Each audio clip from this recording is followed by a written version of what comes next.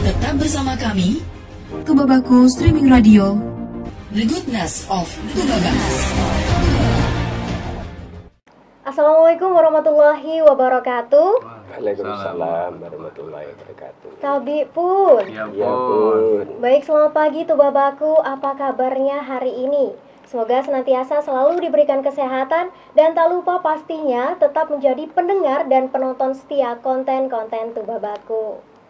Baik Tubabaku, kali ini akan kembali ditemani oleh saya, Sekar Kirana Nova Muda Putri, dalam Dialektika, Dialog Interaktif Tubabaku. Yang mana pada pagi hari ini juga kami akan membahas memaknai gerakan pramuka untuk bangsa. Berbicara tentang pramuka, bahwa gerakan pramuka adalah organisasi pendidikan non-formal yang menyelenggarakan pendidikan kepanduan yang dilaksanakan di Indonesia. Mungkin semua orang tahu apa itu pramuka ya, Tubabaku, tapi tidak menutup kemungkinan juga banyak orang yang tidak mengetahui makna dari pramuka itu sendiri. Untuk menjawabnya, telah hadir membersamai kita, yaitu Sekretaris Kuartir Cabang Tulungagung Barat, Kak Abdurani. Selamat pagi, Kak. Selamat pagi. Selamat pagi. Dan juga turut hadir serta Kapus Diklat Cap, yaitu Kak Ponidi Sunaryo. Selamat pagi, Kak. Selamat pagi. Bagaimana kabarnya hari ini? Alhamdulillah. Alhamdulillah, Baik dan luar sehat. biasa. Ya. Siap untuk mentransfer semangat barunya di hari Insya ini ya, Allah, Kak ya. siap. Siap. Baik kalau begitu. Eksistensi pramuka ini kan tidak lepas dari yang namanya sejarahnya ya, Kak ya. Tentunya ada sejarah terbentuknya gerakan pramuka itu sendiri. Boleh Kak diceritakan secara singkat sejarah dari adanya gerakan pramuka? Dari siapa dulu, Kak? Baik, Oke, baik. barangkali pertama-tama kita ucapkan Kuartir Cabang Gerakan Pramuka mengucapkan terima kasih kepada Radio Dialektika Tubabaku yang telah mengundang kami, sehingga ini sebagai satu sarana juga memperkenalkan gerakan pramuka kepada masyarakat Tulungagung Barat. Tuh. Berbicara tentang sejarah pramuka, sebenarnya pramuka di Indonesia ini juga merupakan tindak lanjut dari scouting yang didirikan oleh Bapak Kepanduan Dunia, yaitu Bapak Baden-Powell. Ya. Jadi mengawali scouting di tingkat dunia yang dibentuk oleh Bapak Kepanduan Baden-Powell itu, maka di Indonesia tumbuh banyak kepanduan-kepanduan. Ya. Jadi kepanduan Indonesia itu ada berafiliasi dengan partai politik dan lain sebagainya. Ya. Melihat itu, Presiden kita, Bapak Soekarno, itu pada tanggal 9 Maret tahun 1961, memanggil semua pimpinan kepanduan Indonesia itu. Ya. Kemudian beliau memerintahkan agar lebih mengaktifkan semua kepanduan yang ada di Indonesia, sehingga lebih efektif dalam membangun bangsa. Ya.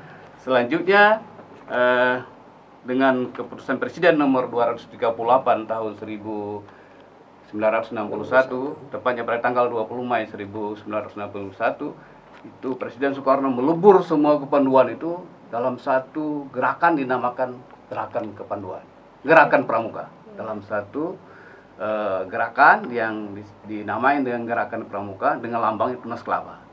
Ya. Kemudian melalui keputusan Presiden tersebut,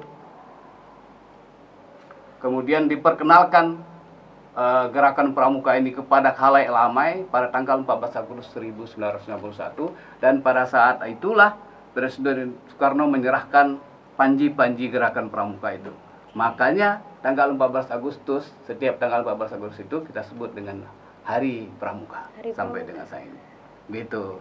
Sejarahnya seperti itu. Oke, mungkin dari Kak Ponedi ada yang mau ditambahkan, Kak? Boleh, saya tambahkan Kak Rani. Jadi benar yang telah disampaikan Kak Roni tadi bahwa gerakan pramuka ini bersifat universal. Artinya bukan hanya organisasi di Indonesia tapi mendunia. Bahkan pendirinya tadi disebutkan adalah seorang jenderal, letnan jenderal dari Inggris yang disebut dengan Lord Baden-Powell itu. Nah, pada tahun 1907 sudah didirikan dan beliau menulis sebuah buku namanya Scouting for Boys itu. Nah, akhirnya diikutilah seluruh pandu-pandu dunia ini termasuk ke Indonesia. Nah, tadi telah dijelaskan Kak ini juga bahwa di Indonesia itu saking banyaknya organisasi kepanduan berafiliasi dengan berbagai macam, ada yang partai politik, keagamaan gitu. Maka Bapak Presiden kita Bapak Soekarno pada saat itu berkeinginan untuk menyatukan dari berbagai organisasi yang di dalamnya adalah disebut dengan organisasi kepanduan itu. Maka dilebur dengan keputusan Presiden nomor 238 tahun 1961. Nah, pada tanggal 14 Agustus tadilah yang disebut dengan Hari Pramuka. Sehingga keberadaan organisasi yang lain sebenarnya sudah tidak dibenarkan, tidak diizinkan. Harus melebur menjadi yang namanya Pramuka, singkatan dari Praja Muda Karana, yang berarti bahwa itu adalah para pemuda yang suka berkarya, suka dengan tantangan. Jadi demikian tambahan saya. Terima kasih. Oke, sejarahnya sekarang kita sudah tahu. Untuk selanjutnya nih Pak, untuk tujuan dan tugas pokok dari Gerakan Pramuka itu sendiri seperti apa sih Kak? Boleh? Baik ya, jadi kalau bicara tujuan Gerakan Pramuka, tentu saja tadi sudah disebutkan oleh Bapak ini bahwa kita mulai dari tugas pokok dulu ya. Tugas pokok dari Gerakan Pramuka itu adalah menyelenggarakan pendidikan kepramukaan kepada kaum muda guna menumbuhkan tunas bangsa yang berkarakter agar menjadi generasi yang lebih baik, bertanggung jawab, mampu membina dan mengisi kemerdekaan serta membangun dunia yang lebih baik. Jadi sasarannya adalah para pemuda kita, kaum muda kita. Generasi mudanya ya Kak. Kemudian tujuan yang ingin dicapai dalam pendidikan kepramukaan ini, yang pertama agar para pramuka itu memiliki kepribadian yang beriman, bertakwa, berakhlak mulia, jiwa patriotik, taat hukum, disiplin, menjunjung tinggi nilai-nilai luhur bangsa, berkecakapan hidup, sehat jasmani dan rohani. Yang kedua, menjadi warga negara yang berjiwa Pancasila, setia dan patuh kepada NKRI, serta menjadi masyarakat yang baik dan berguna. Kemudian dia membangun dirinya sendiri, serta ikut serta bersama-sama bertanggung jawab atas pembangunan bangsa dan negara, serta memiliki kepedulian terhadap bersama hidup dan lingkungan. Jadi artinya yang kita ambil intinya adalah ketika dia sudah menjadi pramuka, dia harus berkarakter. Ya, berkarakter. Karakter tentu karakter bangsa. Ya. Yang kemudian dia juga harus mempunyai kemampuan untuk membangun dirinya sendiri. Jadi bukan hanya membangun diri orang lain, tapi dia harus bermampu membangun dirinya sendiri dalam menjalankan hidup. Kemudian ikut serta dalam membangun masyarakat dan bangsa. Nah, ini kita harapkan kepada para pemuda yang ikut Gerakan Pramuka ini punya seperti itu ke depan. Barangkali ditambahkan oleh Bapak. Baik. Saya tambahkan Kak Roni, untuk mewujudkan tujuan yang telah dijelaskan Kak Roni tadi ya, Pramuka itu memiliki yang namanya kode etik dan kode kehormatan, sehingga seluruh anggota Gerakan Pramuka itu tidak boleh menyimpang dari kode etik dan kode kehormatan yang kita miliki, yaitu yang disebut dengan Trisatya dan Dasadharma. Demi kehormatanku aku berjanji akan bersungguh-sungguh gitu ya. Jadi anggota pramuka itu punya kode etik yang memang dia berjanji bersungguh-sungguh di hadapan Tuhan Yang Maha Esa dan seterusnya ya. Kalau pada Dasadharma itu ada kan ada 10 ya. Kalau kita ringkas, yang pertama itu jadi takwa kepada Tuhan Yang Maha Esa. Yang nomor 10 itu dia suci dalam pikiran, perkataan dan perbuatan. Kalau kita ringkas semuanya itu, asal adik-adik kita semua ini sudah bertakwa kepada Tuhan Yang Maha Kuasa, Yang Maha Esa, dan suci baik dalam pikiran, perkataan dan perbuatannya, insya Allah tujuan mendidik generasi yang berakhlak mulia, taat aturan, taat asas, berkepribadian dan semua itu tadi insya Allah akan terwujud apabila berpegang teguh pada kode etik dan kode kehormatannya. Demikian Kak. Luar biasa sekali tujuan dan tugas pokok dari Gerakan Pramuka kita ini ya Kak ya. Oke, untuk selanjutnya sendiri di Gerakan Pramuka ini kan saya pernah membaca ada golongan keanggotaan seperti itu ya Kak ya. Ya, mungkin boleh betul. dijelaskan maksud dari pertanyaan tersebut itu seperti apa ya Kak ya? Oh iya, mungkin saya tambahkan karena ini ya. Baik, mohon izin. Jadi golongan di pramuka itu terbagi menjadi ada yang golongan sebagai peserta didik dan ada golongan yang orang dewasa. ya. Yang peserta didik ini terdiri dari beberapa golongan, diantaranya yang adik-adik kita yang masih usia sekolahnya itu umurnya 7 sampai 10 tahun, itu disebut dengan golongan siaga. Ya, golongan siaga. Kemudian kalau sudah umur 11 sampai 15 tahun disebut dengan golongan penggalang. Nah, 16 sampai 20 tahun disebut golongan penegak. Jadi berdasarkan umur ini, Kak, ya. Berdasarkan umur. Pada umur 21 sampai 25 dia disebut golongan pandega. Nah, bagaimana kalau umurnya 22 tapi sudah menikah? Ya, kalau sudah menikah dia termasuk orang dewasa, ya. Bukan lagi peserta didik. Dia bisa sebagai pembina atau pembantu pembina dengan persyaratan-persyaratan, maka boleh untuk bertindak sebagai pembina. Nah, berdasarkan golongan itu masih dibagi-bagi lagi, ada siaga, penggalang, penegak, pandega, ya. Nah, siaga ini juga ada tingkat-tingkatannya. Ya, selain dari umur dia ada tingkatan-tingkatannya. Ada siaga mula, tata, dan bantu. Yang penggalangnya adalah penggalang ramu, rakit, dan terap. Ada tingkatan-tingkatannya. Jadi kemudian yang penegaknya itu ada penegak bantara dan laksana. Nah, kemudian ada seorang pandega, itu biasanya dari adik-adik kita di mahasiswa. Kalau dia tidak sekolah, itu ya pemuda-pemuda di warga masyarakat yang tertarik dengan kegiatan pramuka. Jadi dibagilah tingkatan golongan tadi, ada golongan peserta didik yang 4 golongan tadi. Kemudian ada golongan pramuka dewasa. Dewasa ini ya orang tua seperti kami-kami ini termasuk orang dewasa. Jadi itu golongannya. Oke. Mungkin dari Kak Rani Jadi, ada yang mau dijelaskan? sebagai Anda jelaskan tadi, jadi pramuka itu ada pramuka muda tadi, sebutkan tadi pramuka muda tadi masuk peserta didik, mulai siaga sampai dengan pandega. Kemudian pramuka dewasa itu ya bisa sebagai pembina, bisa pelatih pembina, kemudian bisa unsur pengurus kuartir, ya. Kemudian ada staf di kuartir itu. Ada pramuka peduli juga. Jadi dia pramuka, ya. Nah, jadi kemudian peserta didik kita dia nanti bergabung di gugus depan. Nah, kalau di kita kebanyakan gugus depannya berpangkalan di sekolah, ya. Jadi gugus depan itu ada berpangkalan di sekolah, juga ada yang berdasarkan komunitas dan berdasarkan kewilayahan. Bisa aja misalnya ada gugus depan di desa gitu kan. Nah, kalau di kita ya belum ada sih, ya baru kita rintis satu di Margodadi. Nanti akan ada menjadi gugus depan desa. Tapi di luar Lampung, di Jawa Barat sudah mulai banyak gugus depan yang muncul di tingkat desa, ya. Nah, kemudian kalau para pembina juga, ya sebenarnya juga bergabung, ada yang bergabung di gugus depan. Tapi bagi teman-teman tidak bergabung di gugus depan, dia bergabung di gugus dharma, namanya gugus dharma. Ya. Jadi para pramuka dewasa, saya kira itu. Oke, mungkin tadi saya ternotis sedikit pada bagian Kak Ponidi menyebutkan ada tingkatan-tingkatan tertentu begitu ya, Kak, ya. Betul. Nah, untuk mencapai tingkatan tersebut itu apa yang harus dilakukan Oh para ya, ada pramuka? persyaratannya, ya. Ada. Kalau di sekolahan itu misalnya untuk anak-anak SD, ya, kelas 1 naik ke kelas 2 naik kelas 3, itu kan ada ujian-ujiannya. Nah, di pramuka sudah duluan. Pramuka itu dari adik-adik kita yang siaga usia 7 sampai 10 tahun, dari kalau dia sekolah itu di SD kelas 1 sampai kelas 3.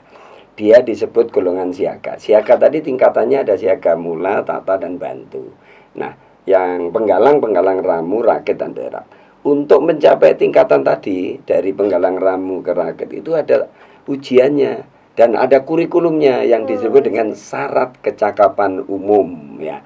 Syarat kecakapan umum itu berbeda tingkat, berbeda dan naik. Contoh misalnya, ya, kalau ada adik kita di tingkat yang penegak umpamanya, ya, penegak di yang beragama Islam umpamanya, dia bisa melakukan sholat jenazah. Nah, itu mungkin di tingkat baru penegak mau bantara. Nanti dilaksananya bukan hanya itu, bisa sampai memakamkan. Nah, gitu. Bukan hanya mengapan. Itu salah satu contoh. Di bidang keterampilan misalnya, kalau ada adik mengambil syarat kecakapan khusus, misalnya berkebun umpamanya. Ya, berkebun itu ada yang misalnya hanya cuma memelihara, menanam, bahkan kalau sudah tingkatan lebih tinggi, dia harus bisa menjual. Nah, gitu contohnya. Jadi di pramuka ini punya kurikulum yang paten, ya, punya kurikulum yang memang sudah disusun standar per tingkat. insya Allah nanti di 2024 ini, kemarin saya kebetulan ikut Karang Pamitra Nasional di Cibubur, itu ada pertemuan para pembina, dan kemarin disisipkanlah termasuk Kapus Diklacap di Cibubur, Jakarta ya. Nah itu akan ada perubahan karena sudah dari tahun 2011 sampai 2023 ini syarat kecakapan umumnya itu belum diperbaiki, belum disempurnakan, belum diupdate, sehingga insya Allah nanti akan disesuaikan karena ada pekerjaan-pekerjaan yang hilang tapi muncul pekerjaan baru. Nah zaman saya di Penggalang Siaga Penegang nggak ada itu YouTuber ya kan? Iya, Nah, betul sekali. nggak ada itu Saka Milenial, tidak ada nih. Suatu satuan karya yang namanya milenial itu ada tentang digitalisasi ya. Pramuka jangan sampai juga ketinggalan informasi, sekali. ketinggalan zaman. Ini kan Harus menyesuaikan menyesuaikan. zaman. Ada menjadi tidak menarik ketika latihannya hanya begitu-begitu Betul, saja ya. betul. Latihannya ya cuma nyanyi-nyanyi, tepuk tangan, lari-lari, nggak menarik lagi. Justru sekarang kita harus pramuka juga harus berada di depan, yaitu untuk mengikuti perkembangan teknologi yang luar biasa saat ini. Benar. Demikian. Setuju Ya. sekali sih Kak. Dengan Ya. begitu jadi kita terus mengikuti zaman dan menarik untuk mereka tuh mengembangkan minat dan bakatnya juga ya Kak, Betul, begitu. betul, Oke, betul. tadi sudah disinggung sedikit mengenai organisasi dan kelembagaan Gerakan Pramuka ya Kak. Iya. Mungkin bisa dijelaskan atau diberitahu kepada Tubabaku lebih detail lagi apa saja sih organisasi dan kelembagaan Gerakan Pramuka itu Kak. Tingkat nasional. Sekalian, ya. jadi Gerakan Pramuka ini di tingkat nasional kita sebut ada namanya Kuartir Nasional. Disingkat Kuarnas. Kuarnas. Kemudian di tingkat daerah ada Kuartir Daerah, jadi Kuarda, singkat Kuarda. Kemudian di kuartir di tingkat kabupaten kota itu ada Kuartir Cabang. Kemudian di tingkat kecamatan ada Kuartir Ranting. Nah, kemudian di sekolah-sekolah itu ada Pusdepan. Jadi itu kelembagaan Gerakan Pramuka. Kemudian kemudian kita punya lembaga pusat pendidikan ya, pusat pendidikan Gerakan Pramuka yang di tingkat cabang kita namakan Pusat Pendidikan dan Pelatihan Cabang. Nah kalau untuk kita namanya Kacah Bina Bangsa. Kacah Bina Bangsa. Kacah Bina Bangsa. Nanti nama pengertiannya pusdiklat apa ya. Kacah Dewasa dijelaskanlah Kak. Boleh Kak. Ah, lanjut ya. Ya, Boleh Oke, dilanjutkan, baik, terima Kak. kasih, ya. Jadi pusat pendidikan dan pelatihan ini nanti disebut tadi namanya Kacah Bina Bangsa ya. Itu Kacah itu suatu wadah tempat ya, bina bangsa, membina para orang dewasa Gerakan Pramuka ini. Pusat pendidikan dan pelatihan, siapa yang dilatih dan siapa yang dididik. Dalam hal ini Pusdik itu memiliki tanggung jawab ya. Bagaimana sih pembina pramuka di Tubaba ini khususnya supaya terstandarisasi. Kalau di sekolah itu kan ada guru bersertifikat pendidik gitu ya. Nah di pramuka itu juga ada. Jadi supaya layak legal menjadi seorang pembina itu harus di kursus dulu. Dari mulai tingkat dasar namanya kursus mahir dasar. Nah jadi di kursus dulu sebelum dia lulus mendapatkan ijazah kursus mahir dasar yang disingkat KMD, sebenarnya dia belum diizinkan menjadi pembina itu. Ya, belum diizinkan. Hanya sebagai pembantu pembina. Karena kalau dalam prinsip dasar dan metode kepramukaan itu salah satunya harus hadir orang dewasa, tidak bisa dilepas. Karena orang dewasa sangat diperlukan membimbing adik-adik kita. Maka pembinanya harus distandarisasi dengan kursus mahir dasar. Setelah lulus mahir dasar, maka dilanjutkan dengan kursus mahir lanjut, disingkat KML. Nah, Pusat Pendidikan dan Pelatihan atau Pusdiklat itu memproduksi ya, menghasilkan para pembina-pembina untuk yang melakukan kegiatan pembinaan di gugus depan. Nah, setelah lulus KMD KML, jika si bapak-bapak kakak-kakak itu mau melanjutkan pendidikannya dan beliau ingin menjadi seorang pelatih, tadi kan pembina ya, beda. Kalau pembina itu membina peserta didik, tapi kalau pelatih itu melatih calon pembinanya. Nah gitu, jadi di atas level lagi. Ada namanya kursus pelatih dasar. Nah kursus pelatih dasar disingkat dengan KPD. Ya, kemudian kalau beliau ini sudah lulus KPD, punya ijazah dari KMD, KML terus KPD. Nah, setelah KPD selesai, beliau ada syarat lagi Mas Ian, sampai mengikuti namanya KPL, kursus pelatih lanjutan. Nah, setelah lulus KPL, nah boleh nanti menjabat seperti, maaf ini ya, seperti saya ini baru boleh menjabat setelah lulus KPL. Kalau belum lulus KPL tidak boleh jadi Kapusdik, nggak boleh. Nah, melatih juga begitu. Jadi pimpinan kursus juga tidak boleh sebelum memiliki ijazah KPL. Jadi berjenjang pendidikannya, kemudian kewenangannya dibatasi. Nah, semua itu dilakukan oleh Pusdiklat.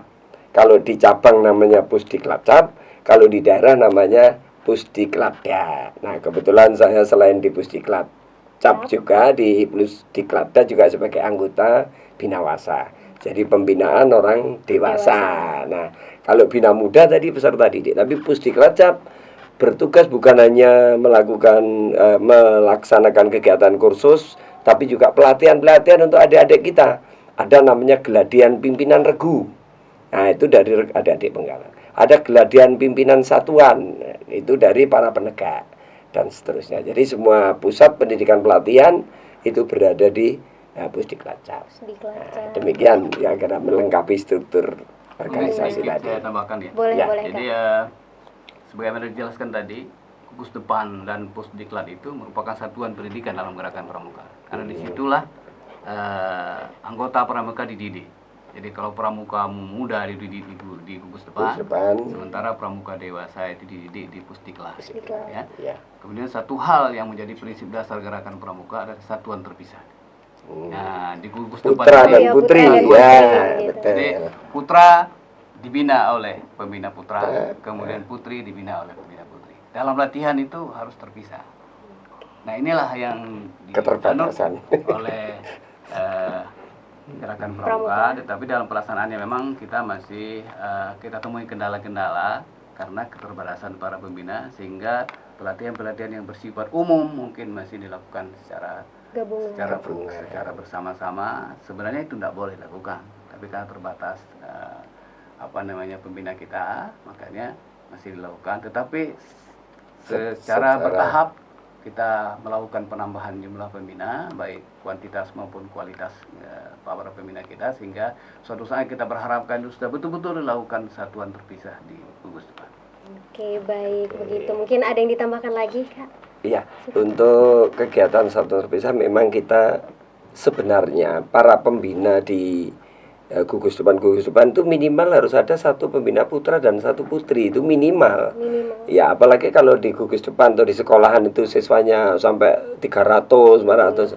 Ya tidak mungkin hanya dibina oleh 2 orang. Bahkan kadang-kadang itu cuma satu pembina putra saja, putrinya nggak ada. Atau sebaliknya, hanya putri saja, putranya tidak ada.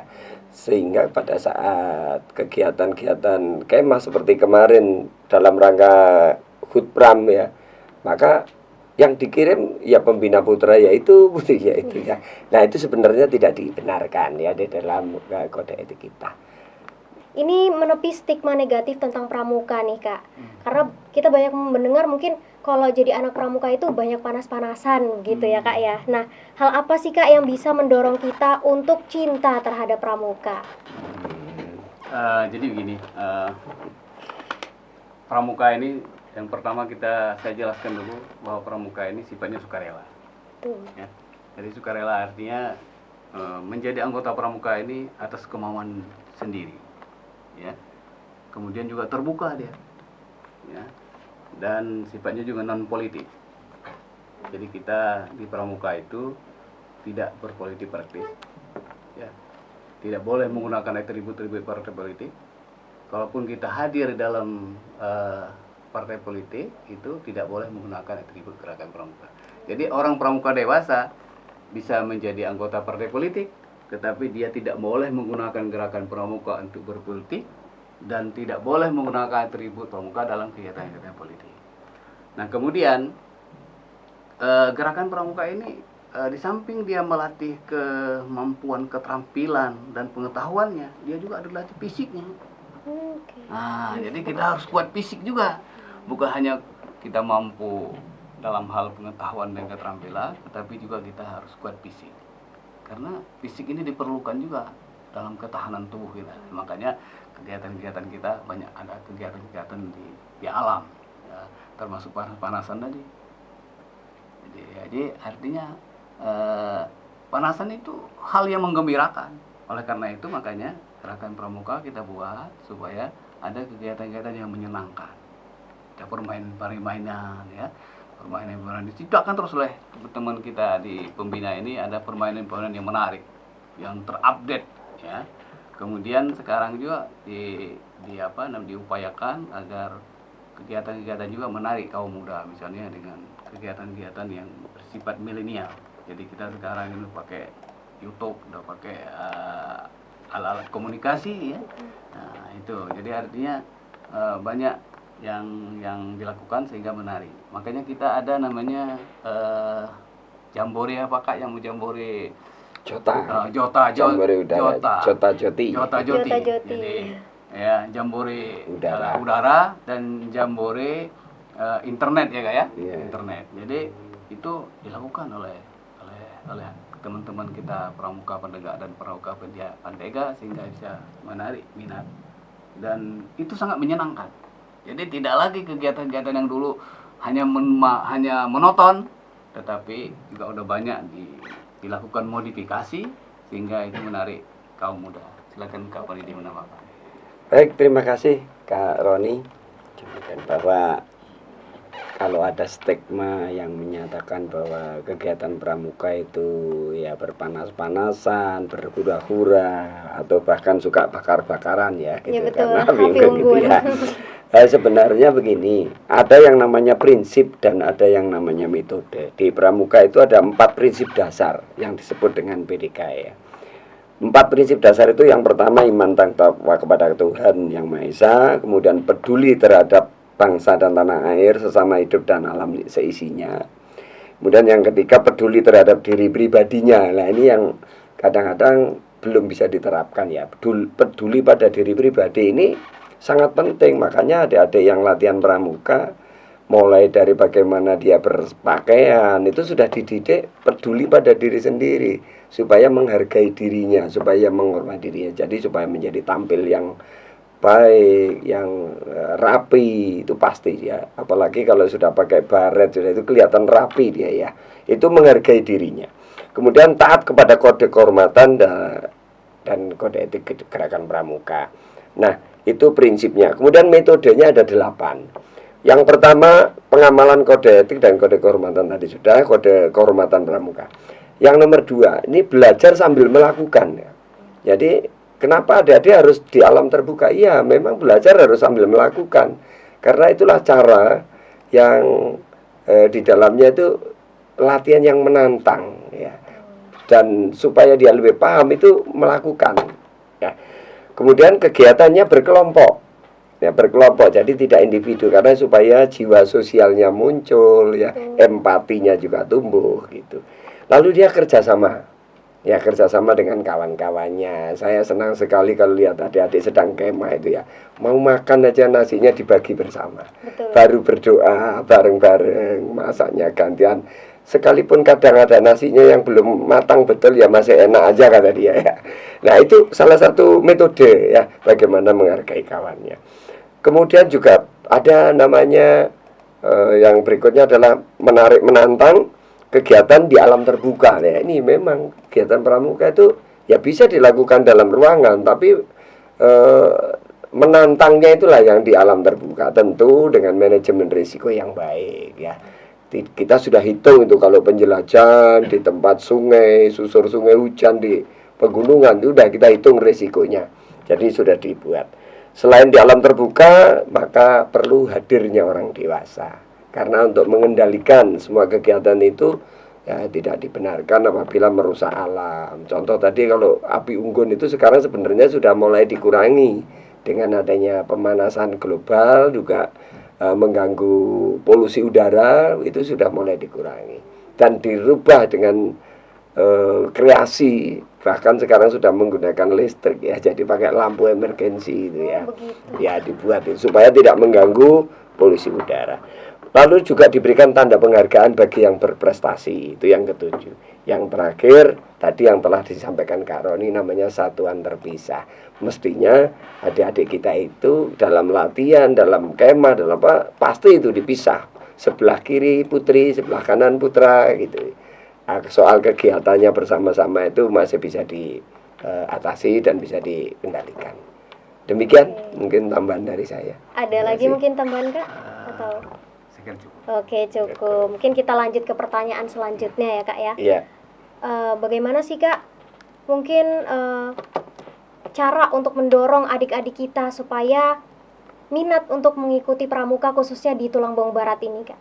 Oh ya, boleh saya teruskan dulu ya.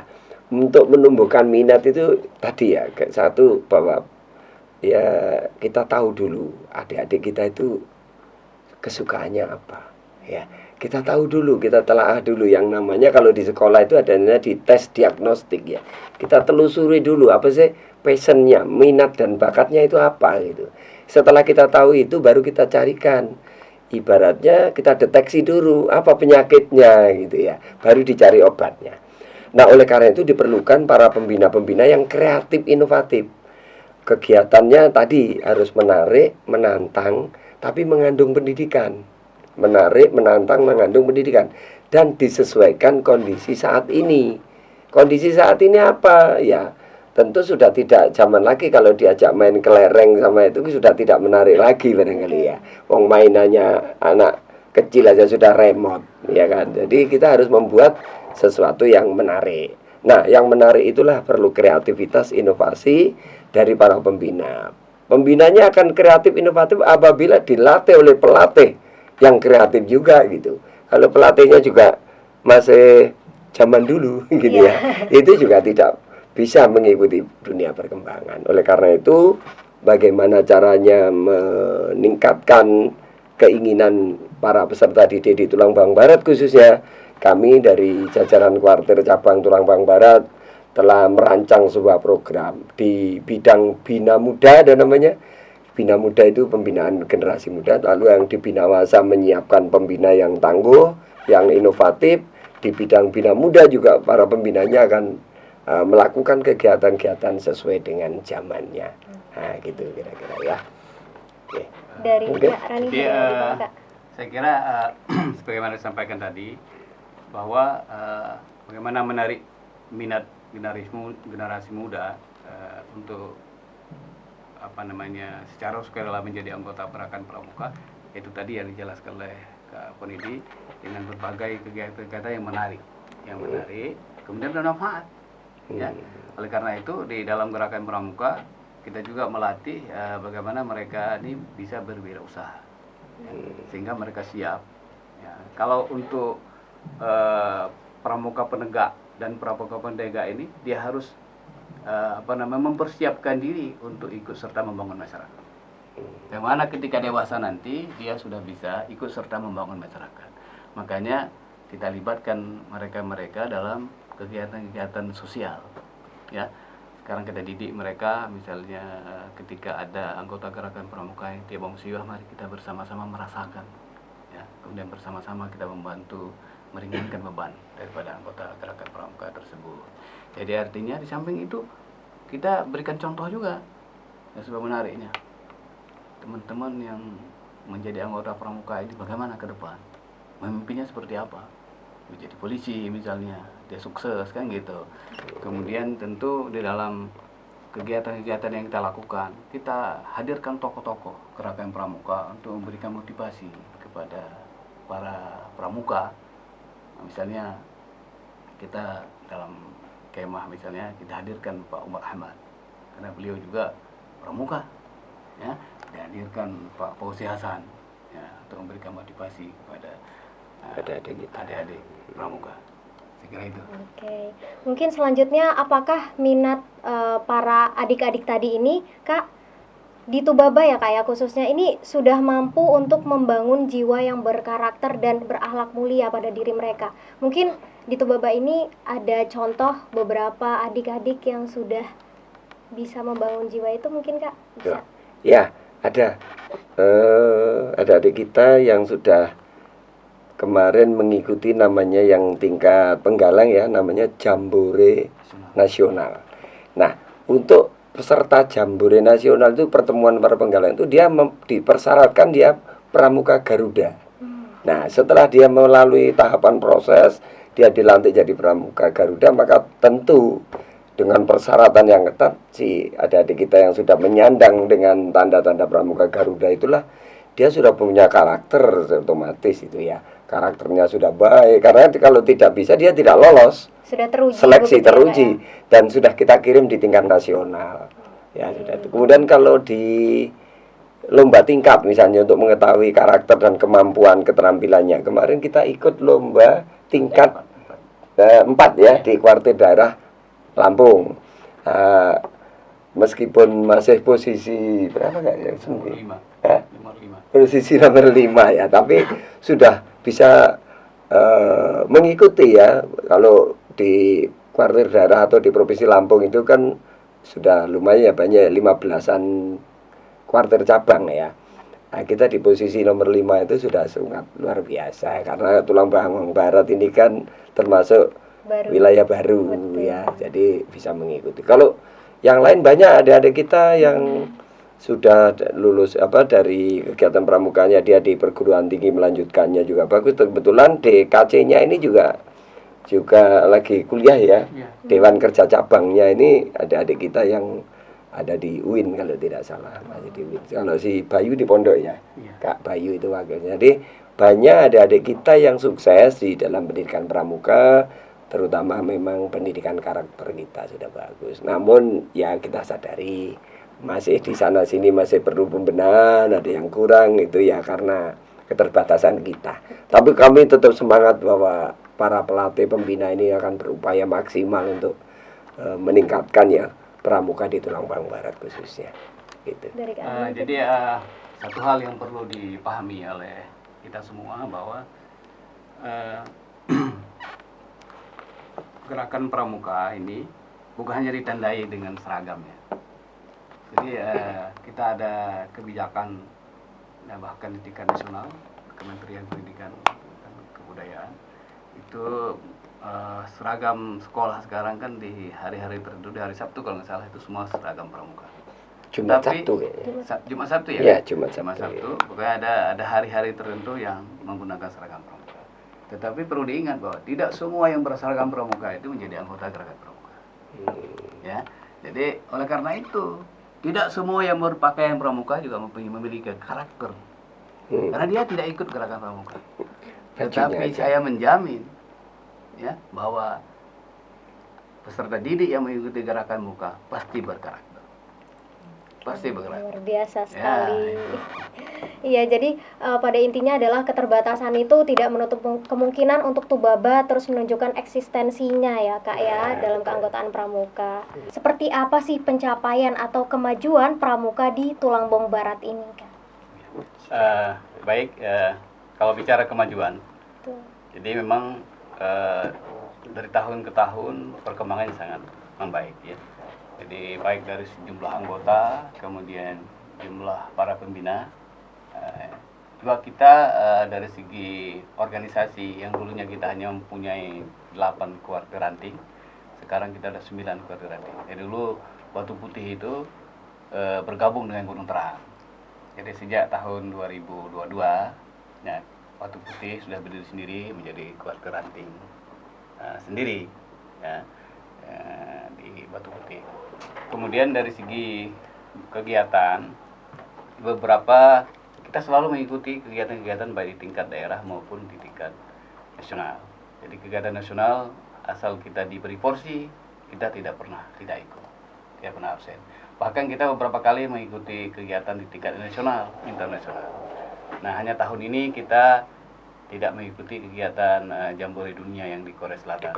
Oh iya, betul. Karena kebetulan kita ya mungkin karena lagi krisis, karena biaya untuk kesana juga lumayan ya, sehingga kita tidak mengikuti Jambore Dunia.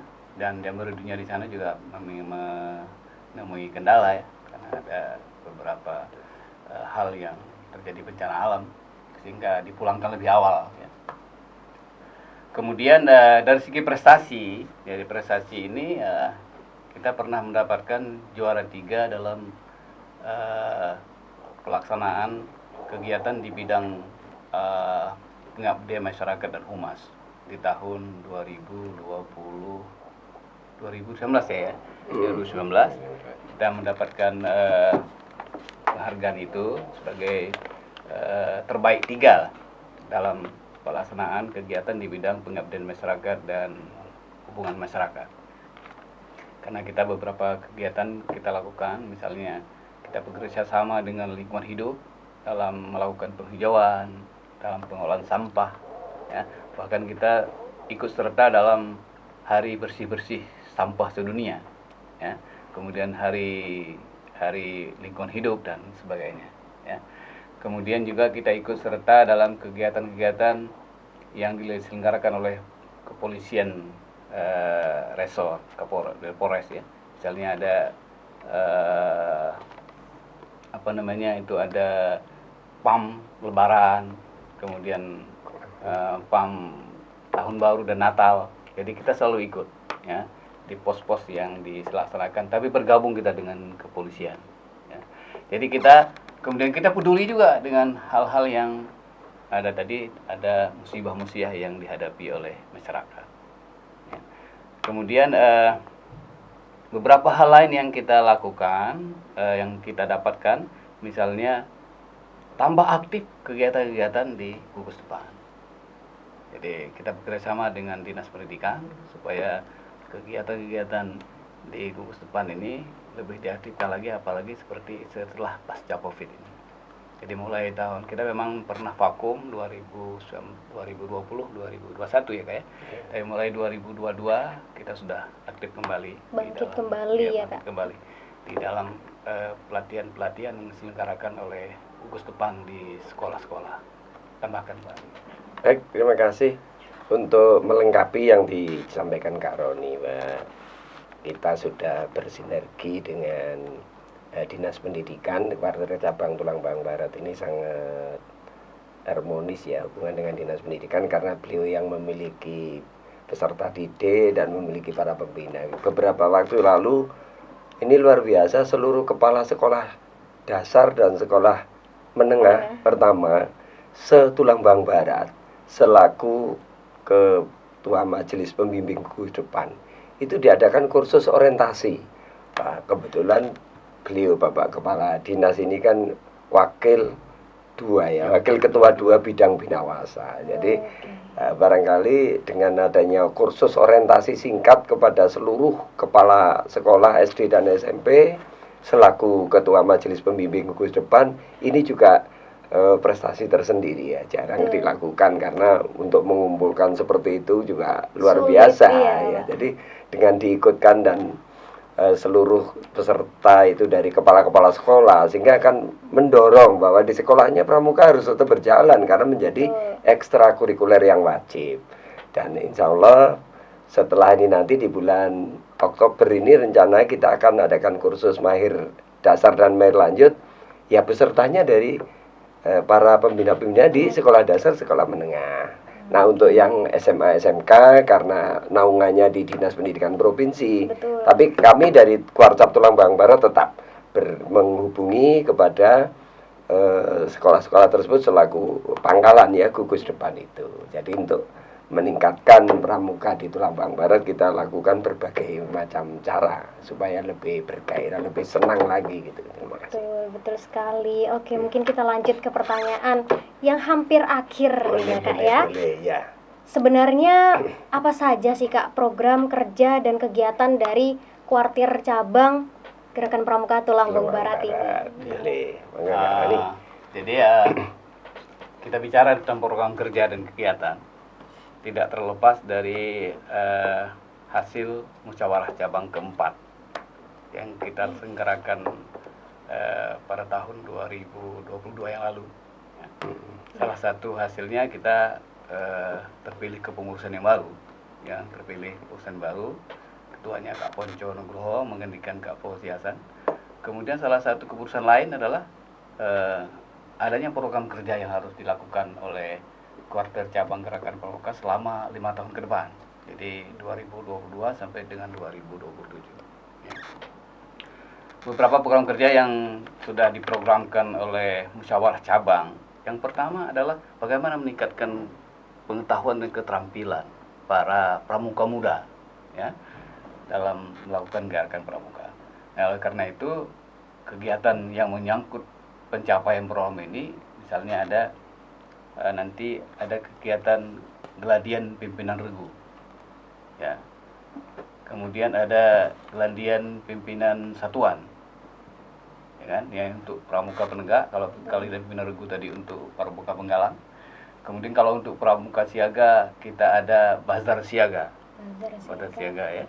Bazar siaga. Kemudian untuk pramuka dewasa ya kita melakukan bagaimana meningkatkan pengetahuan, kompetensi daripada para pembina itu untuk dia mampu dalam melakukan pembinaan kepada peserta didik. Kayak tadi disampaikan oleh Pak Pendidik ada namanya kursus mahir dasar, ya. Kursus mahir dasar, kemudian ada kursus mahir lanjut KML. Kemudian kita lanjutkan dengan kursus pelatih dasar, kemudian ada kursus pelatih lanjutan, ya. Jadi kita terus meningkatkan kemampuan kepada teman-teman para pembina, baik melalui anggaran kita yang kita juga mendapat bantuan hibah dari pemerintah daerah, kemudian baik melalui swadaya yang dibiayai melalui dana sekolah, kemudian mungkin dibiayai juga oleh pribadi daripada para pembina itu, ya. Kemudian di bidang organisasi kita bagaimana meningkatkan kemampuan pengelola kuartir dalam mengelola organisasi, bagaimana tata surat menyuratnya, ya. Makanya nanti kita ada sosialisasi peraturan petunjuk pelaksanaan yang dikeluarkan oleh kuartir nasional, sehingga organisasi di tingkat kuartir itu bisa dikelola sesuai dengan ketentuan dalam gerakan pramuka. Karena di dalam gerakan pramuka sudah diatur sedemikian rupa. Jadi seperti di dinas ada tata naskah dinas. Ya, di dalam pramuka juga ada tata naskah gerakan pramuka, ya. Makanya kalau dilihat di surat-surat gerakan pramuka memang tanda tangan sebelah kiri. Berbeda dengan surat-surat dinas tanda tangan sebelah kanan, kan? Betul. Nah, itu memang sudah seperti itu. Tata naskah daripada gerakan pramuka seperti itu. Jadi ada juklak tentang sistem administrasi gerakan pramuka. Jadi itu kita latih kepada mereka, kepada pengelola kuartir maupun pengelola dewan kerja, baik di ranting maupun di dewan dewan kerja cabang, sehingga administrasi bisa dikelola dengan baik. Kemudian yang berikutnya kita menata aset. Jadi aset-aset kita data dengan baik, apa kekayaan kita.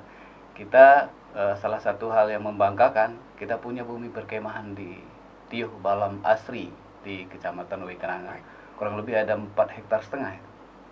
Ya, itu hibah dari pemerintah pemerintah Tiuh waktu itu, dan sampai saat ini kita masih milik kita. Itu kita tingkatkan pengelolaannya dan kita tingkatkan nanti sarana dan prasarananya, ya, sehingga itu bisa betul-betul menjadi bumi perkemahan ke depan. Menunjang kegiatan ke depannya, ya, Kak, ya. Kemudian kita satu hal pula yang membanggakan, kita punya gedung kuartir cabang. Kantor. Ya, mungkin Kakak udah melihat kantor kita, sudah ya. Sering lewat, kantor kita, dan itu menjadi salah satu tempat foto-foto itu karena unik, dan itu betul. dirancang, didesain oleh Kak Fauzi Hasan sendiri, ya. Kak Fauzi Hasan sendiri. Dari kita punya gedung sekretariat, kemudian kita punya aula di belakang yang kapasitasnya bisa sampai 150 orang. Kemudian kita juga punya rumah jaga. Rumah jaga itu ya untuk para penjaga, tetapi sekarang kita gunakan sebagai transit teman-teman kalau ada kegiatan, ya. Kemudian ada gudang yang kita gunakan. Nah, di bidang lain, di bidang Abdimas dan tanggap bencana, nah kita menghimpun, sekarang sedang kita gerakkan bagaimana kita menghimpun dana bumbung kemanusiaan. Jadi setiap kegiatan gerakan pramuka kita himpun dana secara sukarela, kemudian kita masukkan ke dalam tabungan itu tabungan pramuka peduli, ya. Tabungan itu nanti kita gunakan untuk kegiatan bakti sosial.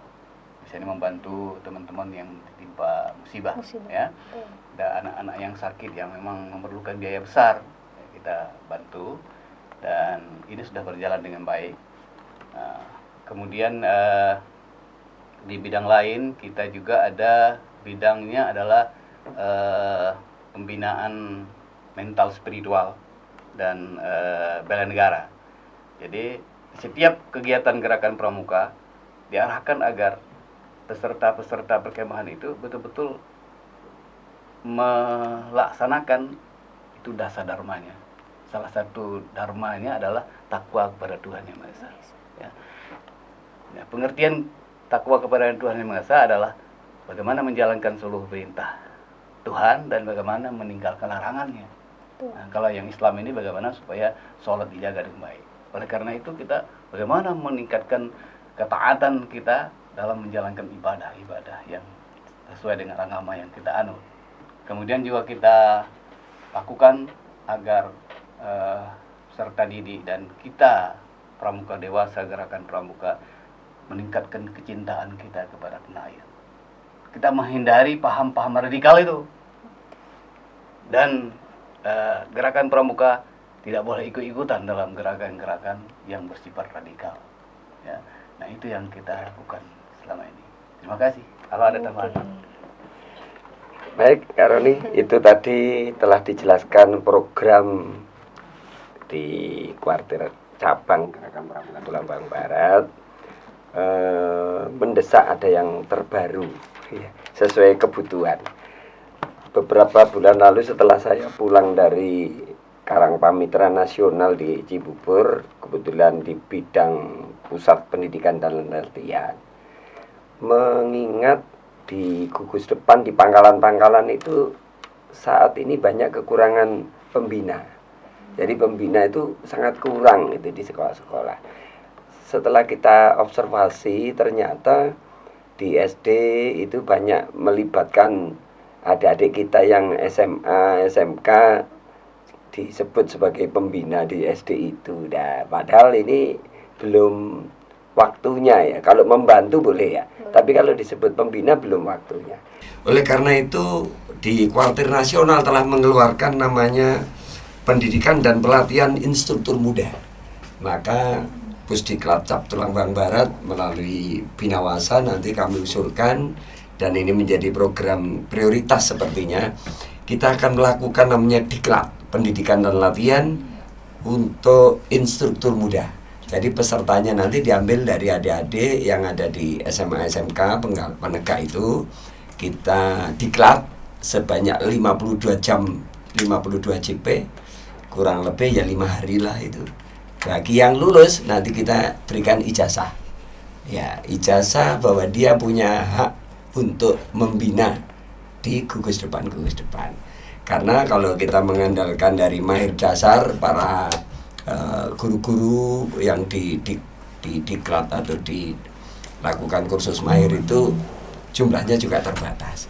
Nah, berdasarkan kebutuhan itu nanti kami akan merancang sebuah program baru namanya Diklat Instruktur Muda. Nah, selamat ini kepada adik-adik kita yang di SMA SMK yang cinta dengan pramuka dan masih ingin mengembangkan di gugus depan di SD SMP, silahkan ikut. Nanti kita akan fasilitasi Diklat Instruktur Muda. Nah, saya kira itu. Baik tuh Bapakku, masih lagi-lagi kembali bersama saya Sekar Kirana Nova Muda Putri, dan tentunya masih ditemani oleh narasumber kita yaitu Kak Ponidi dan juga Kak Rani. Mungkin Kak melanjutkan yang tadi, adakah pesan atau harapan yang nantinya dijadikan sebagai closing statement untuk Tubabaku? Baik. Kita kaitkan dengan peringatan Hari Pramuka ke-62 tahun 2023 yang punya tema ini melalui peringatan Hari Pramuka ke-62 tahun 2023 kita tingkatkan sumber daya manusia yang profesional dan berwawasan kebangsaan. Tentu harapan kita agar siapapun pramuka, semua pramuka ini dapat meningkatkan sumber daya ini secara profesional dan harus bernilai kebangsaan, berwawasan kebangsaan. Jadi satu kata untuk pramuka, NKRI harga mati. Luar biasa. Satu pramuka untuk satu Indonesia. Betul sekali. Mungkin dari Kak Ponidi ada yang ingin ditambahkan, Kak? Baik, terima kasih. Sifatnya himbauan dan harapan ya kepada generasi muda. Marilah kita bersama-sama meningkatkan kegiatan kepramukaan di Tulang Bawang Barat, memiliki visi misi yang jelas, dan ini ada sebuah quote ya. Jika kamu memiliki visi yang cemerlang, kamu bahkan akan lupa sarapan pagimu. Jadi adik-adik pramuka ini perlu disemangati, perlu diajak mewujudkan tadi ya moto di tema peringatan Hari Pramuka yang telah kita lalui kemarin 14 Agustus. Betul. Untuk itu kami harapkan para anggota pramuka khususnya di Tulang Bawang Barat untuk tetap semangat ya, tetap semangat mengikuti kegiatan-kegiatan, latihan-latihan yang ada di gugus depan masing-masing. Jangan bosan untuk mengikuti aktivitas ini, kerja keras karena tidak ada sukses tanpa kerja keras. Betul. Kecuali mimpi. Ya, terima kasih. Luar biasa sekali. Sebelumnya kami mengucapkan terima kasih banyak kepada Kak Ponidi dan juga Kak Rani ya Kak, yang telah hadir di studio kami ini. Tentunya semoga Gerakan Pramuka di Kuartir Cabang Tulang Bawang Barat ini terus berinovasi dan memberikan gebrakan baru dari Tubaba untuk Indonesia tercinta. Oke. Sekali lagi kami ucapkan terima kasih Kak. Sama-sama. Dan juga kami mengucapkan terima kasih kepada Tubabaku yang telah setia menemani sejauh ini. Untuk itu saya Sekar Kirana Nova Muda Putri serta rekan-rekan yang bertugas pamit undur diri. Tubabaku, the goodness of Tubaba. Wassalamualaikum warahmatullahi wabarakatuh. Waalaikumsalam warahmatullahi wabarakatuh. Terima kasih.